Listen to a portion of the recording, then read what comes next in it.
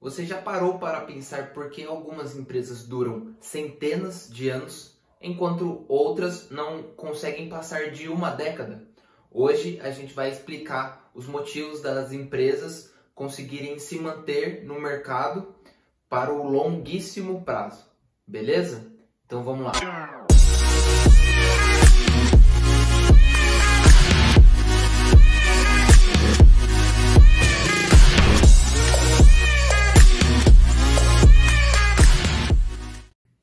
Salve rapaziada, beleza? Hoje a gente vai conversar sobre um dos meus assuntos favoritos.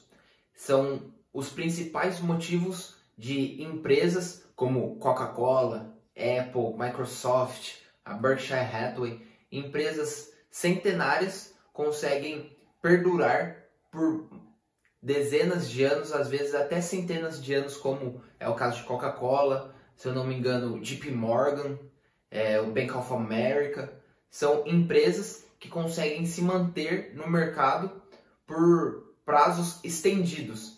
Isso acontece por quê? Isso é simplesmente por causa das suas vantagens competitivas, ou mais conhecidos como fossos econômicos. E da onde vem esse termo fosso econômico? Até soa meio estranho, né? Basicamente é uma tradução literal de uma citação que o Warren Buffett fez, onde você investe em empresas que são como castelos. E o moat dela, o seu fosso ao redor, vai ser o que vai proteger ela, seus concorrentes, de atualizações de mercado, de crises. Então, quanto mais poderoso for esse fosso, mais sólida será a empresa. E esse fosso é constituído simplesmente por vantagens que uma determinada empresa tem frente aos seus concorrentes, e a gente consegue interpretar isso com algumas certas análises, mas hoje eu vou listar 5 tipos de vantagens competitivas aqui, 5 moats, beleza? Então vamos para o primeiro. O primeiro tópico que eu vou trazer aqui para vocês, talvez seja o mais conhecido, que seriam as marcas, o mais conhecido como branding. E o que seria isso? É quando você assimila determinado produto a certa marca. E com isso a empresa pode cobrar até um valor mais elevado, simplesmente porque você não está comprando um produto, você está comprando uma marca. Um dos exemplos mais claros que a gente tem disso daí seria tanto do iPhone quanto de marcas de roupas. Vamos primeiro falar do iPhone. O iPhone simplesmente é um celular sofisticado, tem todas as suas vantagens frente ao seu design, acabamento e tudo mais, mas existem celulares com processadores até mais potentes e com qualidade de câmera, tela similar ou até melhor, mas não conseguem perdurar no mercado ou não conseguem cobrar tão caro quanto um iPhone. Isso acontece simplesmente porque quando você compra um celular, seja Samsung, um Xiaomi, seja Motorola, seja qualquer outro celular, você compra um celular. Mas a partir do momento que você compra um celular da Apple, você compra um iPhone, você está comprando um certo status. Então, a partir do momento que você adquire a marca, você começa a associar qualidade e você simplesmente começa a criar certa familiaridade com essa marca. E com isso, a tendência é que você não saia dela tão cedo, relacionando ela com outras moats ou com outras vantagens que a gente vai citar aqui, beleza? Agora vamos para o segundo, que seria o preço. A partir do momento que você fala que você tem uma certa vantagem frente aos seus concorrentes, uma das primeiras coisas que vem à cabeça é que seu produto é mais barato, ou se o concorrente tem certa vantagem sobre você, é que o produto dele é mais barato. Então, nosso segundo moat aqui, nosso segundo fosso econômico, seria o próprio preço. Qualquer empresa, seja de qualquer setor, seja independente do país, ela consegue abaixar o preço. Isso é simples. A diferença é que empresas com essa vantagem competitiva conseguem abaixar seu preço e com isso conseguem perdurar no longo prazo. Você consegue abaixar o preço da sua empresa. Você pode você não pode cobrar nada, você pode ficar trabalhando de graça. Mas o que vai acontecer daqui a alguns meses, você vai quebrar. Essas empresas, elas cobram extremamente barato porque elas têm um custo extremamente baixo. Normalmente elas ganham no volume e com isso elas conseguem diluir os seus custos fixos entre essa alta produção ou essa grande escala que eles têm. Um dos grandes exemplos que a gente tem aqui seriam os próprios varejistas. Mas eu gosto de citar um exemplo que fica bem simples para todo mundo, que seria o próprio Walmart. Se você já viu em algum filme, se você já entrou num site ou tudo mais, já foi em algum Walmart, você percebeu que um martelo ou um prego lá é muito mais barato do que nos concorrentes. Simplesmente porque a estrutura do próprio Walmart é totalmente diferente dos seus concorrentes. A estrutura deles é gigante. Eles simplesmente compram em escala extremamente alta e com isso conseguem chorar um preço para o seu fornecedor. E esse mesmo fornecedor pode ser o mesmo fornecedor do tiozinho da esquina aqui, só que se esse tiozinho da esquina compra 100 quilos de tomate, o Walmart compra 100 toneladas de Walmart. Então, o mesmo fornecedor, ele tem vantagens, na verdade ele dá vantagem para quem compra em alta escala. A gente consegue ver isso também em empresas do varejo, mas com foco no atacado. Empresas como o Carrefour, o Pecar, né, o Pão de Açúcar, são empresas muito sólidas, já são antigas no nosso cotidiano e com isso eles conseguem diluir os seus custos e frente à grande concorrência eles acabam diminuindo sua margem, mas eles conseguem diluir bastante seus custos fixos, principalmente devido à alta escala que eles têm. Então, basicamente seria isso. O segundo fosso econômico é a vantagem de preço que você tem frente ao seu concorrente. Se você tiver Carrefour e tiver Pão de Açúcar e o Pão de Açúcar tiver um preço mais baixo, ele simplesmente vai ter uma vantagem competitiva frente ao Carrefour. Porque provavelmente ele vai estar comprando em maior escala ou vai ter um fornecedor diferenciado. Enfim, esses são meios que a gente vai acabar descobrindo para os cases, para cada empresa que a gente estudar. Então, você definindo que uma empresa ganha no preço, você vai automaticamente entender que ela tem uma vantagem competitiva, ela tem um fosso econômico, tem um price moat, beleza? Vamos lá, vamos para o terceiro fosso econômico. E o terceiro fosso econômico é o segredo. Seriam o secret moat. Basicamente, no secret moat, ou no fosso econômico do segredo, é quando você tem alguma fórmula específica, algum processo que você tem certa confidencialidade e com isso você tem certa vantagem frente aos seus concorrentes. Quando você pensa, vou tomar um refrigerante de cola, não, você simplesmente pensa na Coca-Cola primeiro, pelo branding, e segundo, você deve acabar pensando na Coca-Cola ou na Pepsi, mas mais comum seria a Coca-Cola, porque a fórmula da Coca-Cola é simplesmente a mesma desde 1852, eu acho.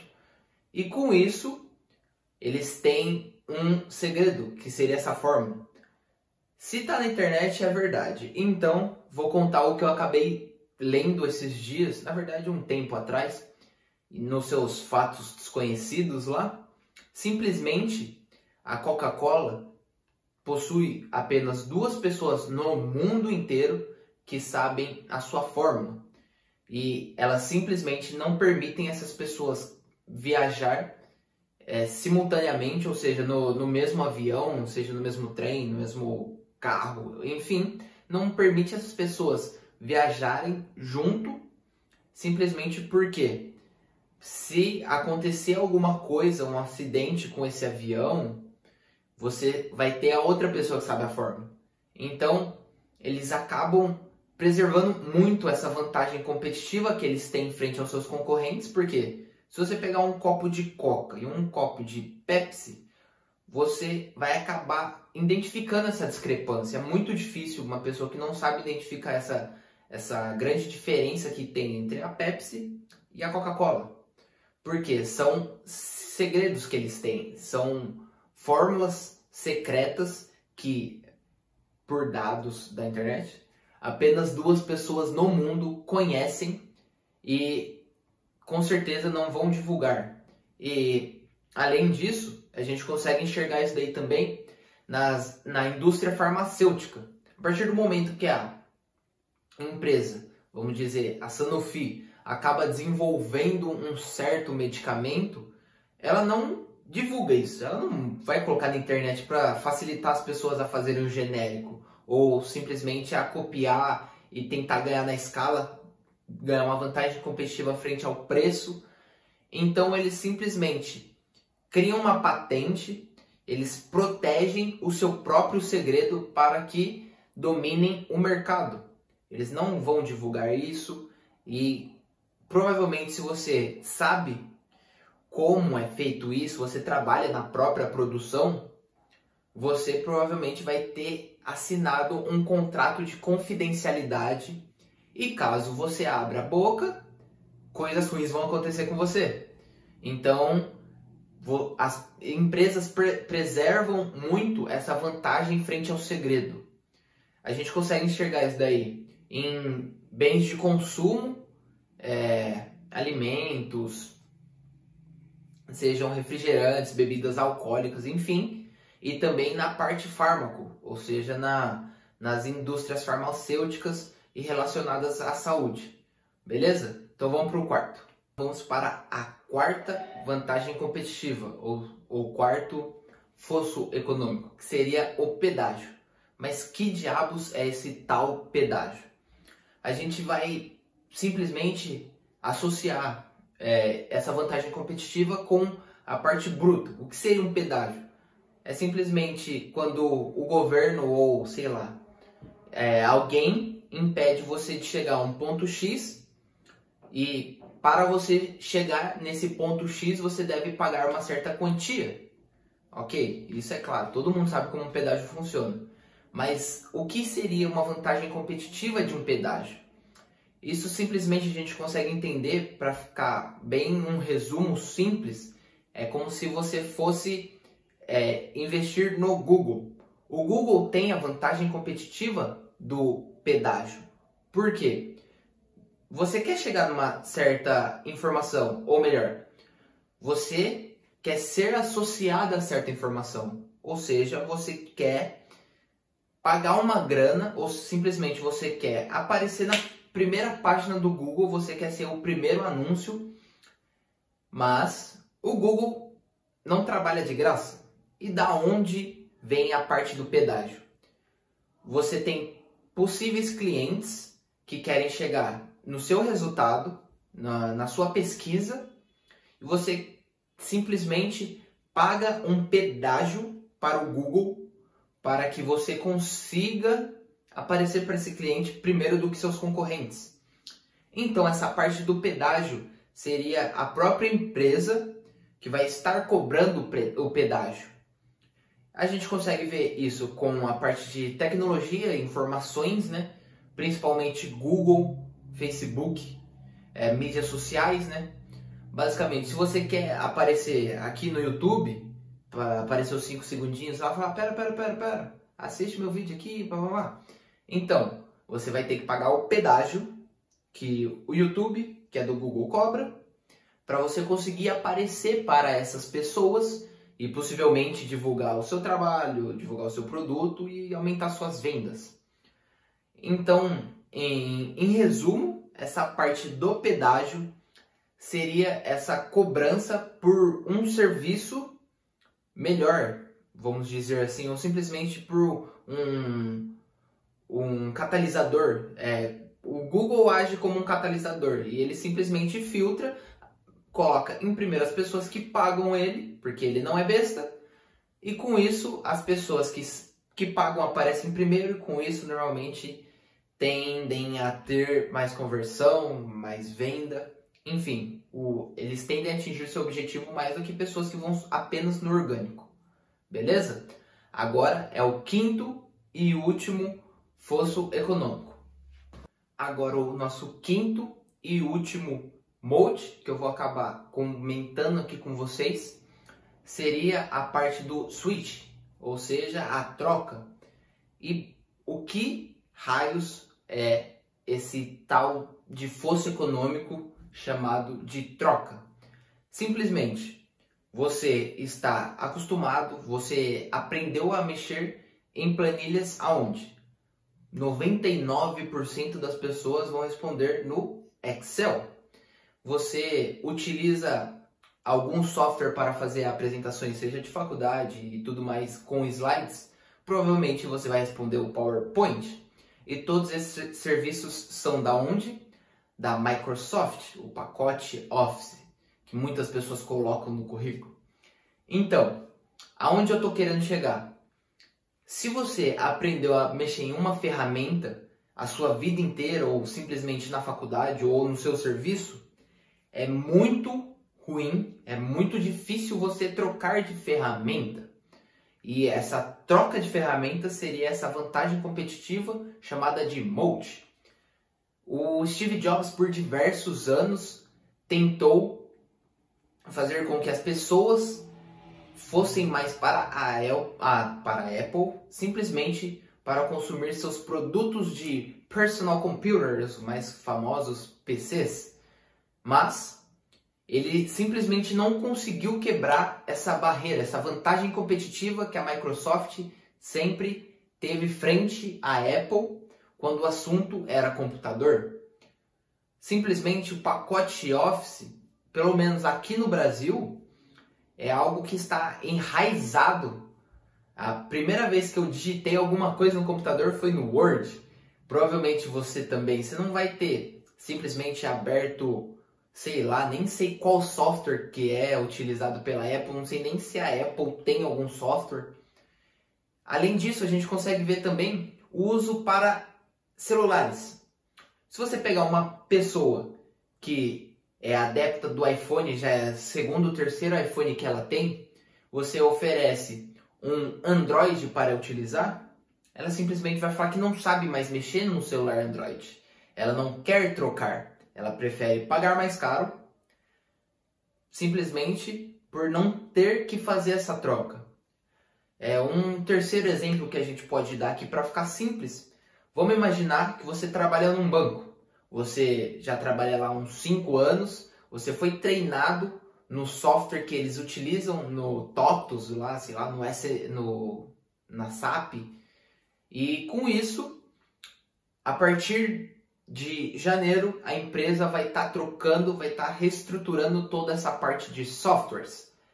E você simplesmente vai ter que se virar para aprender a se adaptar a essa nova ferramenta, esse novo software. Só que isso é praticamente impossível de acontecer. Uma empresa que já trabalha há diversos anos com uma mesma ferramenta, simplesmente se não tiver um motivo muito explícito para ocorrer essa troca, o software ficou limitado, você não vai conseguir trocar essa ferramenta simplesmente por ter uma vantagem competitiva frente ao preço. Se você foi treinado a sua vida inteira para utilizar um único software, e esse software é, sei lá, R$1.000 por mês, você só sabe mexer nessa ferramenta, e aparece um novo software por R$800, pô, diferença aí de 20% e tudo mais, só que esse software é totalmente novo para você, você não faz a mínima ideia nem de como fazer o login. Então você vai preferir pagar R$1.000 em algo que você já domina, ou simplesmente economizar 20% para pegar uma ferramenta nova e aprender do zero. O que as pessoas inconscientemente acabam colocando em pauta é o seu capital intelectual e a sua demanda de tempo. Porque para fazer essas grandes trocas demanda muitos esforços e muito tempo. E com isso você simplesmente não quer aprender a usar um software totalmente novo na sua empresa. Você só quer utilizar o mesmo software e por melhor dos futuros possíveis, que ele se atualize e se adaptando à sua empresa. Então, basicamente, a parte da troca, o switching mode, seria basicamente isso. Essa vantagem que as empresas, principalmente empresas de tecnologia, têm frente aos seus concorrentes. Porque para você fazer a troca de um software para o outro, vamos dizer assim, manualmente, é simples. Porque você desinstala um e instala outro. Você faz isso em questão de horas. Mas para você conseguir desenvolver a mesma habilidade que você já tem desenvolvido por diversos anos em uma nova ferramenta totalmente nova do zero, é bem complicado. Beleza? O vídeo vai ficando por aqui. Esses são os 5 principais fossos econômicos que eu considero. E como vocês puderam ver, existem empresas que estão presentes em mais de um fosso econômico, vantagem competitiva. Isso é como se fosse um empilhamento. Cada vez mais, a quantidade de fossos econômicos acaba influenciando no futuro da empresa. Se você tiver uma empresa que tem uma vantagem de branding, né, a sua marca, tem uma vantagem de pedágio, além disso, tem uma vantagem de troca, você simplesmente vai ter uma empresa triplamente mais forte do que uma empresa simplesmente que é mais barata. Beleza? O vídeo vai ficando por aqui. Não esquece de deixar seu like, se inscreve no canal e vamos aí tentar divulgar mais pessoas para conseguir entender. E simplesmente, se você conseguir entender esses conceitos de vantagens competitivas, as chances de você fazer uma cagada e comprar uma ação ruim ficam cada vez menores. Beleza? Valeu!